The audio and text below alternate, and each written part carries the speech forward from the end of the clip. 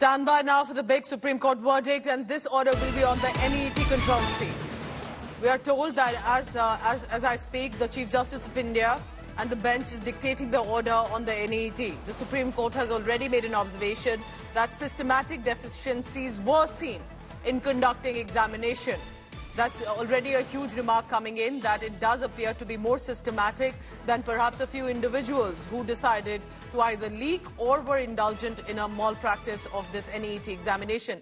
Remember, when it comes to medical profession or the medical aspirants, it's going to be very important that the top court now ends this matter, clears the transparency factor specifically, and that it is based on simply merit, on the hard work of these aspirants and students, and in no way can any sort of malpractice be allowed. So the question is, what the petitioners were asking was that a re-examination or a retest needs to be done, while many have said they don't want to do a retest because they've given it their all. So there's been a lot of questions that were raised on this, and now the Supreme Court could decide, is it going to be a retest for one and all, which means possibly thousands of candidates, or could there be a specific decision?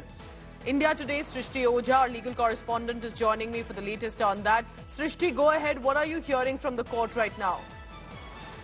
Well, Pooja, the court is dictating its order as we speak. My colleague Kanush Radha is sending us live updates from the court, where the bench led by Chief Justice of India D.Y. Chandrachud as of now has recorded the submissions and the arguments, the contentions basically that have been put before the court by both parties. The court has also noted that by an interim order, while flagging the principal issues and contention, the top court had also called for a disclosure on affidavit by the NTA, Union and CBI. So they have recorded this in the order that NTA, Union and CBI had filed their status reports and affidavits before the court. The role of CBI comes to play as the FIR in different states, including Delhi, Gujarat, Rajasthan, etc., were all transferred to CBI to probe. The court has said that there is an urgent need to provide certainty and finality to this dispute because it affects the career of lakhs of students. The court has recorded in its order that arguments have been concluded, judgment has been reserved, and in a matter like present, it's imperative that final conclusions of the court be recorded at this particular stage because there's an urgent need. The court had earlier also highlighted this, that that the matter will be prioritized because lakhs of students are being affected with regard to this entire NEET-UG controversy. Some of the conclusions that the court is now recording in its order is firstly that the fact that a leak did happen, a leak has occurred in the NEET-UG 2024 exam is not in dispute. The court has said that a leak of NEET-UG took place at Hazaribagh and at Patna, and the fact of the paper leak is not at dispute. Following the transfer of the investigation, CBI has also filed its status reports before court dated 10th July, 17th July and 21st July. So three status reports have been filed by CBI regarding its investigation, and the disclosures by the Central Bureau of Investigation indicate that the investigation is still continuing, and it has been indicated that around 155 students from these examination centers at Hazaribagh and Patna appear Stay to on be with the me. beneficiary. So here's what the latest details that are coming in, that the CBI filed a status report dated 10th July, then 17th and 21st July. So there were constant updates that have come in and that are getting added to and were submitted to the court as well. But this is a huge remark that has come in from the Supreme Court. The fact that we are talking about Hazaribagh and Patna, that it's clear that this is not in dispute. The fact that a leak of the NEET undergraduate 2024 did take place is the big remark, and this is what the CBI also appears to have said in its investigation. But remember, we are talking about 24 lakh students who appeared for over 1 lakh seats.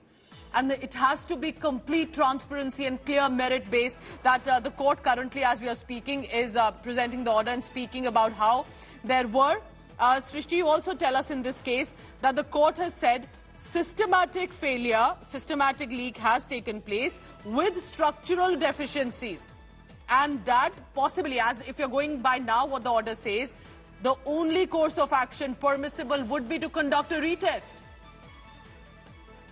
Well, this is something that the petitioners had argued for the court, Pooja, that systemic leaks, systemic irregularities to an extent have happened in this matter, that retest is the only option. The court has repeated during the 4 days of hearings again and again that they will not order a retest unless and until they are convinced that the paper leakage or the irregularities were widespread enough to order a paper leak. What they have recorded in this particular order is something that the court has earlier also mentioned, that the fact that there was a paper leak at the Hazaribagh and Patna centers is undoubted. The court had already remarked that it is correct to say that papers were in fact leaked and disseminated before the exam took place. But what the court had to decide in its order was only whether this leak was a localized leak, if it only affected a few centers, only the centers at Hazaribagh and Patna, or was it widespread enough for court to order an investigation, to order a retest for students, considering there are 23 lakh students which are involved in this case. Now, the court in its order has pointed out that the investigation by the CBI is still undergoing. According to CBI's report, when we talk about the paper leak at Hazaribagh and Patna, around 155 students were the beneficiaries of that paper leak, which is now an admitted fact before the court. They have, however, noted that the investigation by CBI has not attained finality yet.